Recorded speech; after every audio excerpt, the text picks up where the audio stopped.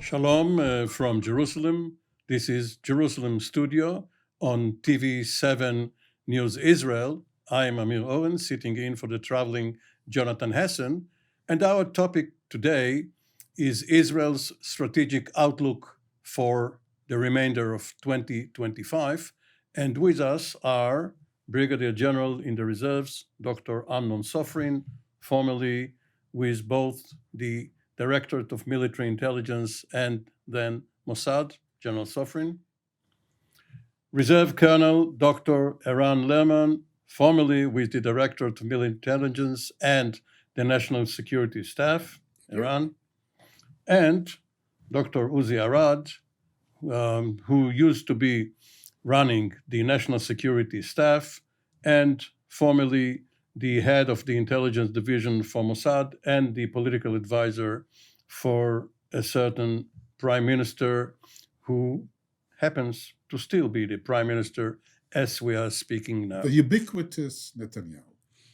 So because of your credentials, Uzi, you were chosen to start the discussion. As you look ahead, and we are still speaking before President Trump is coming into the White House as the movers are vacating President Biden's staff. What do you expect Israel's geostrategic position to be later in 2025? And of course, you should be warned that all of these discussions are being recorded for quality assurance. But, Amir, you stated it already. We all have noticed that one of our newspapers at the end of the year had put out a special supplement about who are the 100 most influential people here. And of course, out of the 100, all the 99 were Israelis, businessmen, politicians, leaders. But the number one was Trump, which is, of course, ironic, but that's the truth. In so many ways, it is the incoming president. But he does have a double presence here. He has a settlement in the Golan Heights called Trump Heights, and he has a certain light rail station in Jerusalem, also named after him. But everything that is connected with what he did and what he's likely to do is unprecedented. He is now a second-term president, that is to say, is not an unknown quantity, but he's not a consecutive president. So everybody is trying to anticipate what he will do. And I would, in answer to your question, say that much of the course that Israel would be charting in the next year will be affected by what it can do with and the kind of policy that he would assume in the region and what he is not likely to support. So that is the dominant question. And then it is also dominated by the attention to Iran. You know, Uzi, you just took a magnificent evasive action because you described the problem without telling us what, in your view, will happen. What will Trump do, which Israel will have to respond to? Well, I would defer to some of my colleagues here to try to guess that, because this has been the guessing game here. Many people are trying to extrapolate and expect to be Trump this time, follow similar lines of the past. Others draw attention to certain policies that he's already been committed to. For example, the regional arrangement that he introduced. Others yet may look at the certain tendencies that his policy are on Iran itself, but then they also notice that he's not likely to invest more and to act as an American doing the job of others, but his policies in Europe, for example, are more reserved. So what do you make of all this? I don't know. He may not know.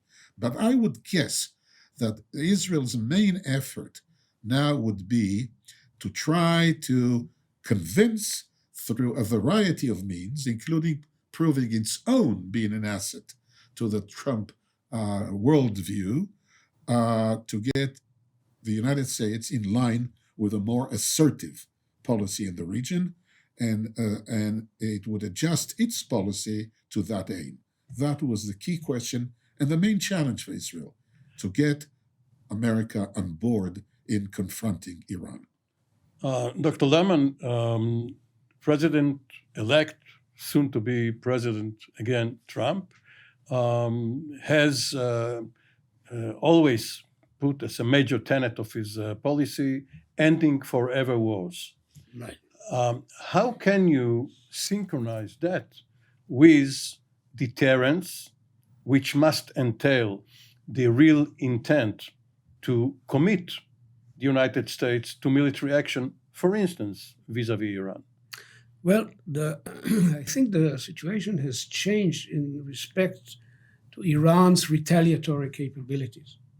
The possibility that Iran would pursue a course of action that would draw the United States into another war in the Middle East, the one element that certainly Trump railed against, blaming both Bush and Biden for perpetuating, and even Obama for perpetuating these wars.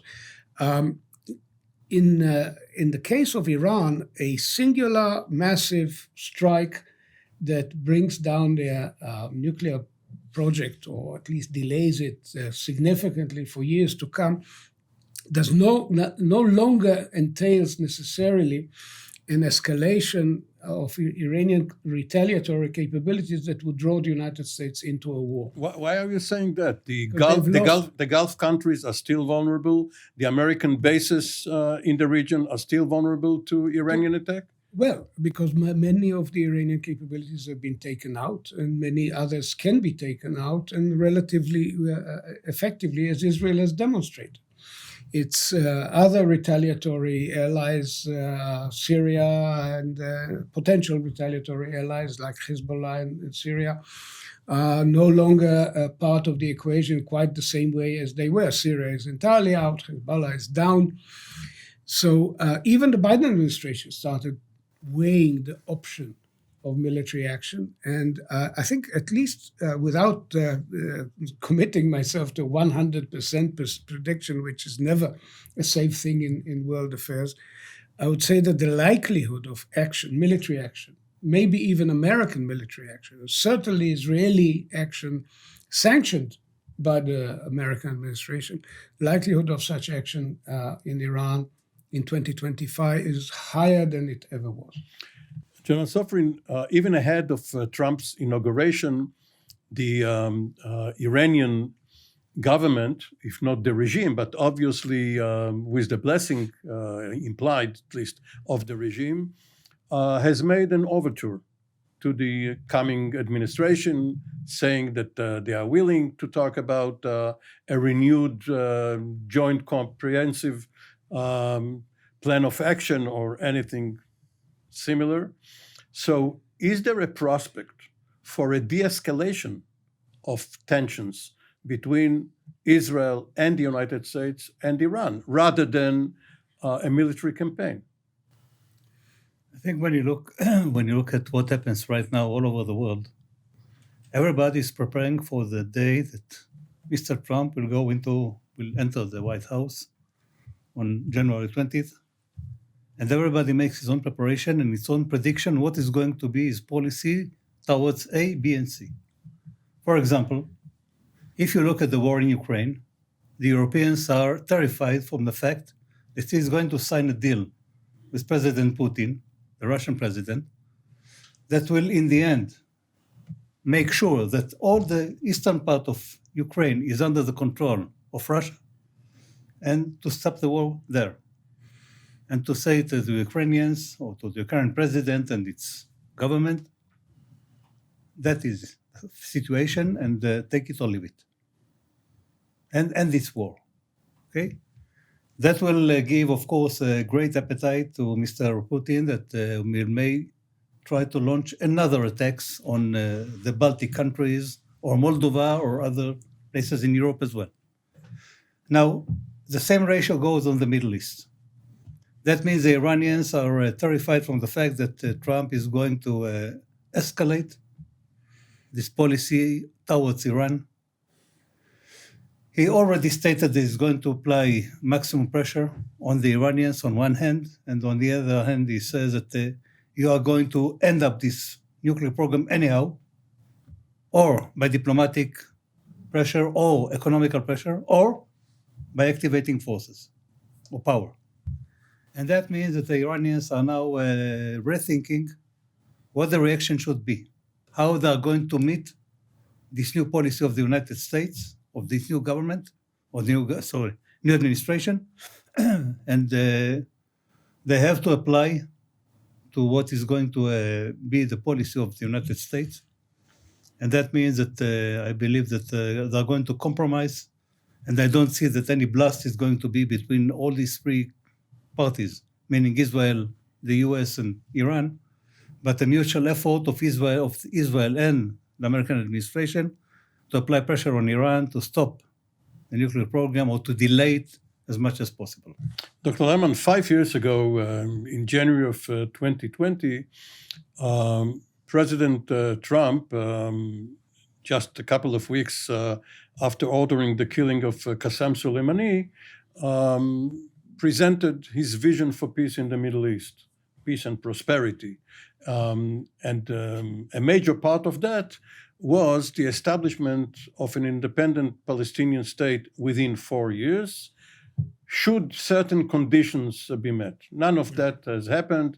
Trump was defeated by Joe Biden, but now, apparently, the Palestinian Authority, through its contacts with the Trump orbit, is trying to convince Trump to revert to this plan and announce that his goal is still to have an independent Palestinian state. Whether this would be amenable to the current Israeli government or not is probably immaterial, because Trump would like to have some achievements. Maybe he wants a Nobel Peace Prize. What's your view? What's going to happen on this front? Well, Trump has, we are talking about Trump rather than talking about Israel, because indeed this may be a major influence on Israeli policy for 2025, on the assumption, by the way, that the Israeli government will survive this full year, which No matter what kind of government. Hangs in the balance. But Trump himself is on record during the last campaign saying that his support for the two-state solution has faltered. He's no longer sure that this is implementable, certainly not now, to move from the current wreckage in both Gaza and Ramallah to a robust capacity to sign the deal of the century is, I think, is not realistic. He may actually be interested in working with the Israeli government to create an alternative path that goes through Arab recognition of Israel to the preparation of the ground for a future Palestinian leadership capable of making such a deal. We have to bear in mind that Abu Mazen threw out the deal of the century with some unpleasant language aimed at Trump, and is unlikely to accept it now, given where the Palestinians are. So a much longer preparatory trajectory is ahead of us. The Saudi question is much more interesting and acute. I'm not sure that Saudi Arabia is really ready for full relations with Israel, but there's much that can be done at the level of business cooperation, intelligence cooperation, military cooperation under the American aegis for Israel to have a sense that the regional balance has shifted. Dr. Arad, what do you see as the more realistic path in Gaza regarding an international presence or force or inter-Arab or intermingled between the two inters in order to extricate Israel from Gaza? Well, you see, talking about what Israel's policy should be can be analytically divided into the confrontation with Iran that we discussed and its proxies and so forth. Now we have to the second parallel vector, which is the Israeli Arab. But at the heart of the Israeli Arab is the Israeli Palestinian, and then the Arab positioning itself on this issue. In here, we have an interest in doing whatever we can to gain security and to reduce the incidence of violence, because violence matters. Violence is very destructive. It turned out, by the way, that of the various Palestinian theaters, the one in Gaza has been the one that for the last 20 years has generated most of the violence. It became as if it was the main battleground for the friction between Palestinian forces using some kind of violence against Israelis. Now, if it is true that we want to reduce the incidence of violence, we have to start to diffuse the sources of this violence. And first and foremost is the one in Gaza. And the Gaza poses a unique problem of restoration or resurrection or whatever, reconstruction, which is immense, costly, and beyond our capabilities. But we have to resolve that. And here, I think there will be an effort made to bring about a certain structure. But the main challenge would remain with the Palestinian leadership on the rest of the Palestinian territories, which are on the West Bank and so forth. There we also have an interest in coming to terms of something that can ultimately reduce the problem of insecurity. Now, the two-state solution has been the one that was thought to be the one that would acquire legitimacy, that has the elegance of partitioning. You get half, we keep half. So it was a geographical, demographic solution. Now, that formula has come under attack from this group of Israelis who believe either because they would like to have control over the entire territory, or because they would believe that a Palestinian state would be more dangerous. And they have a lot of power in the government. Yes, and they believe that a two-state solution is a poisonous, because it would become a state, and then it would still carry either irredentist or things like that would come to haunt us even among Israeli Arabs, citizens. And some have deliberately caused the situation in which the two-state solution become, as you said, on the back burner. But that was a deliberate action. It did not just happen. Some wanted this to happen.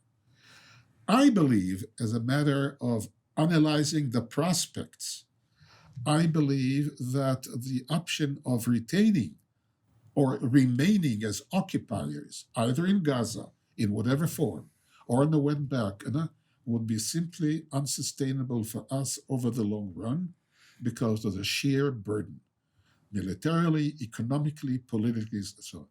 So I don't think it is a viable option.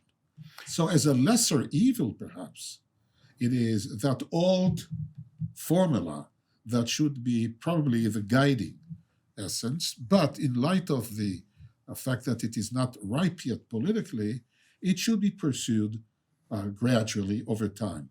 But that essentially would remain the kind of solution that holds the possible promise of the reduction of violence and insecurity.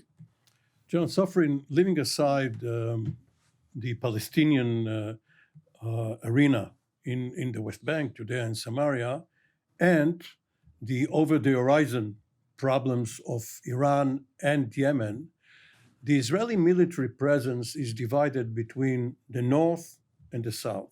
The south, Gaza, there is no popular consensus regarding the continuation of the war in Gaza. However, in the north, most of the Israeli public supports, and the government and the military do not seem to have any problem among them. The policy of, for the time being, maybe for the short duration, to keep troops across the border in Lebanon and in Syria. Is that sustainable, having in mind that Lebanon wants to elect a president to get its house in order, that the new Syrian regime is being supported by not only Arab countries, but also Western powers who at least want to believe that it can move from being a terrorist organization to a more stable government. All of that would have Israel withdraw sooner or later from across the line of separation in the Golan Heights and the blue line in Lebanon. What should happen? What will happen? What will happen, I don't know. I can't predict. But we invited you over in order to tell us what No, will I happen. forgot the crystal ball at home. So I didn't bring it here. Okay? Now, if you look at the Lebanese territory, in the end, we'll have to get out. Dependent, of course, that the South Lebanese army or the Lebanese army will be deployed all along the southern border and secure on the other side of the border. The fact that Hezbollah will not be able to get back into South Lebanon and approach our borderline, and of course the villages and the kibbutzim and so on and so on and so on. On the other hand, we will have to reinforce our deployment along the blue line on our side, and that means that you'll have a buffer zone combined of the Lebanese army, the IDF on two sides of the border, securing the area and not letting Hezbollah getting back. That will enable people to get back to live in the northern part of Israel more safely than before. And the big test will be, what will be the Israeli reaction if Hezbollah is going to violate the agreement that it signed? Violate by rearming or violate by firing into Israel? Both of them. Or trying to get back to South Lebanon by camouflaging their movements and so on and so on and so on. And that will be the big test. Is Israel will be determined to react on spot and not wait like the famous tents on Mount Dov Ridge 2 years ago. 2 years ago, for months, 3 tents manned by Hezbollah people deployed there and nobody moves a hand. They were not tents, they were tentacles. Tentacles. Okay. I get the correction. On Syria, we will have to stay there at least for several months until we understand really what kind of regime are we going to have in Syria, what is going to be its attitude against Israel, how they will think about Israel, and of course, international pressure. And I believe that at least 3 to 4 months we will be deployed in Syria. And afterwards, we'll be deployed in certain areas in Syria, like the highest peak of Hermon Mountain and so on, to control the area and not to allow somebody else to get there. In Gaza, I think that it's more complicated. For the time being, I don't see any international presence that is coming to take over and willing to be there immediately, combined by foreigners, by Arab countries and so on. It will take a very long time. And the solution, if we don't want Hamas to keep on controlling Gaza, is only one. That means that the IDF will apply what we call a military governance on Gaza and control the area, and then moving or removing the Hamas authority from Gaza. And only by then you can begin settling the area while still fighting against all these guerrilla fighters of Hamas that will go on fight for a long time, as long as we are there. Doctor, and in that regard, Colonel Lerman perhaps is even more pertinent. Will Israel use the coming year to refresh its defense doctrine, to review whatever pillars it had for more than 75 years, and perhaps do something fresh, something which has not failed it on October the 7th, 2023? Well, of course, there's been a lot of work being done on the defense budget, and the defense budget is supposed to be a derivative of a strategic concept. And we shall have to see how the debate evolves over the But that's the planned increases. That's the shekel cart before the war horses. Right, but at the end of the day, this needs to be done, and there's also a fierce debate which could be But decisive. you in know Israel. better than anyone else, not around this table. You are all very knowledgeable that you should start with the threats, the scenario, the response, and only that do you translate it into budgets. But it's never the way it's really done. It's done from because of Continuing the resolution, continuing yeah. resolutions and contingencies. But the bottom line is, it could have been an opportunity for a rethinking. I am not quite sure that the present political reality here in Jerusalem is conducive to such a serious rethinking. One thing is certain, is that the leg of defense, which was neglected over the years, you can see that the IDF in the Gaza Strip did not think defensively, did not placed its bases in a manner which defies defensive logic. But then it That did not think offensively because it did not want to maneuver into Gaza. It did neither. But the famous triad of deterrence, which failed, and decisive action And early warning. and early warning have all failed us at the moment of trial, and we need a much stronger capacity for defense, as well as technological solutions that need to come from within Israel, not dependent on external support. Dr. Eran Lerman, when we get to the last Jerusalem studio of 2025, we may compare notes looking back at this particular program. Dr. Uzi Arad, thank you very much. Dr. Amnon Sofrin, this has been Jerusalem studio from TV7 News Israel. We will be back with another edition next week. For the time being, shalom from Jerusalem.